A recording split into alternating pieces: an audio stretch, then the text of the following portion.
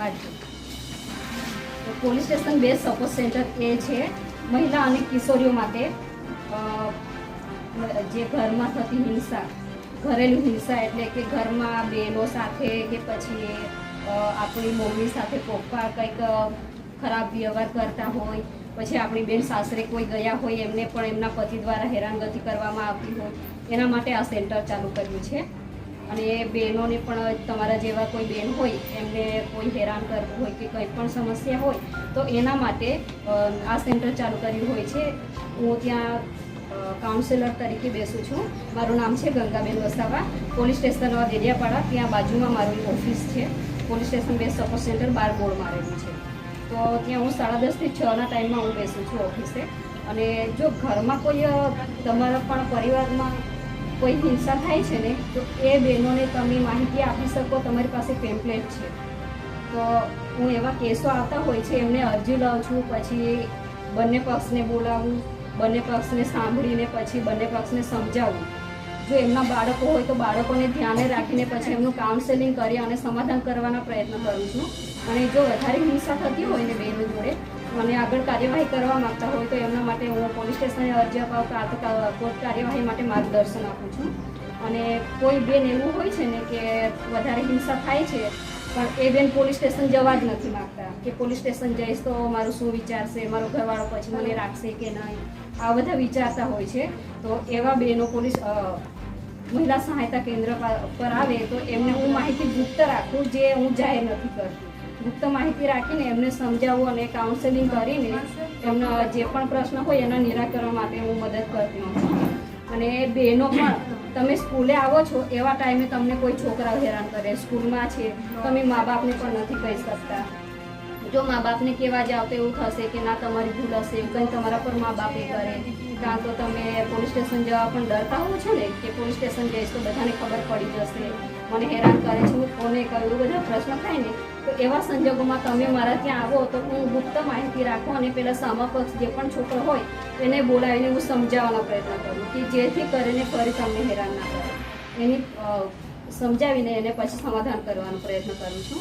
અને બીજી આપણી એક યોજના છે સખી વન સ્ટોપ સેન્ટર, એ અમારા મહિલા અને બાળ વિકાસ કચેરી અંતર્ગત ચાલે છે.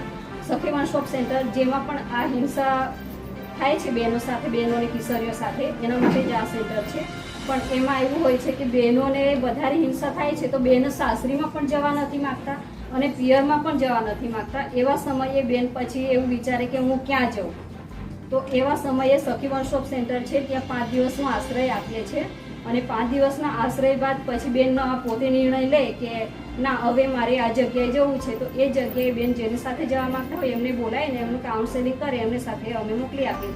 અને જો કોઈ એવા બેન મળી આવે છે કે અજાણ્યા બેન, એમને આપણે મદદ કરી શકીએ 181 કાં તો 100 નંબર પર ફોન કરીને કે એમ કોઈ બેન આપણને મળે તો આપણે મદદ કરી શકીએ. 181 100 નંબર પર ફોન કરીને તે બેનને આવી રીતે મળી આવ્યા છે તો પછી એ બેન જો કંઈક બોલી શકતા હોય તો એના પરિવાર સુધી પહોંચાડે, અને જો ના બોલી શકતા હોય તો એ બેનને સખી વન સ્ટોપ સેન્ટરમાં આશ્રય માટે મૂકવામાં આવે છે. અને જો એ બેનનું પરિવાર ના મળે તો એને આગળની કાર્યવાહી સખી વન સ્ટોપ સેન્ટર દ્વારા નારી સંરક્ષણમાં કરવામાં આવે છે.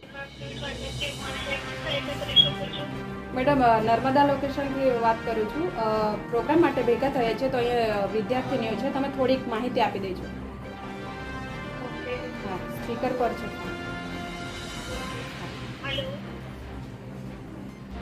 હા બોલો મેડમ. 181 માં તમે ગમે ત્યારે ફોન કરી શકો છો. 24 કલાક હેલ્પલાઇન ચાલુ છે. સાથે સાથે પણ તમને કોઈ સમસ્યા હોય, ઘરેલું વિસ્તાર થતી હોય, કોઈ મહિલાને પાડોશી દ્વારા હેરાન કરતી થતી હોય, કોઈ મગજમાં લઈને તમને ચિંતા છે, તમે તમારા ફેમિલી મેમ્બરને જાણકારી ના આપી શકતા હોય તો તમે 181 માં ફોન કરીને મદદ લઈ શકો છો.